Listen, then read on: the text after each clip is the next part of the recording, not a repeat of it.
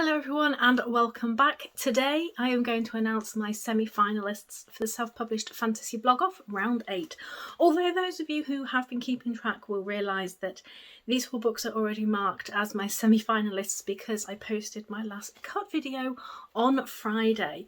So at the end of all that reading, all those videos, I am left with 4 fantastic books that I am pleased to announce as my semi-finalists, and one of those books will be my finalist, and that announcement is coming very, very soon.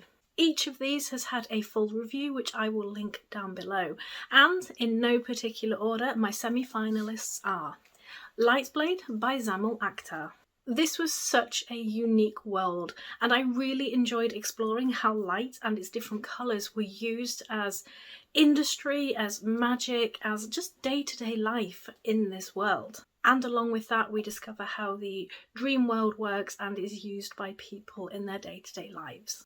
This is such a great blending of science fiction and fantasy, and I really enjoyed how those two different elements came together.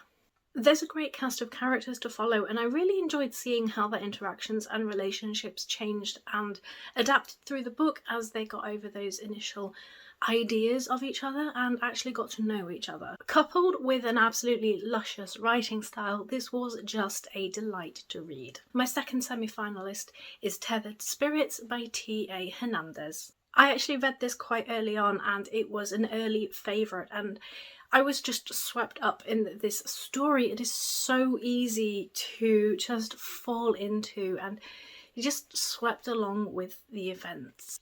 I love meeting the characters, the journeys they went on, and I just cannot wait for more. The relationships and the banter between characters felt really natural, along with some emotions that were just wonderfully presented on page. All of this is wrapped up with a unique magic system that I also enjoyed exploring.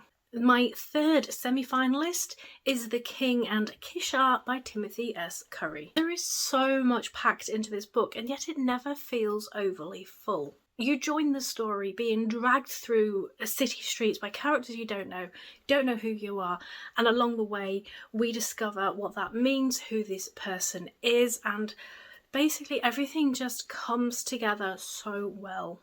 I loved watching the scope expand as we moved from that city, and as we start discovering more about the world and the characters, everything just turned so much more epic. It also explores some heavier themes such as erasure of culture and colonialism through the magic system, and the whole experience of the book was just a wonderful read. And my fourth and final semi-finalist is A Gathering of Chaos by Cameron Hopkin. Arguably my darkest semi-finalist. There are some descriptions at the start which are very wet.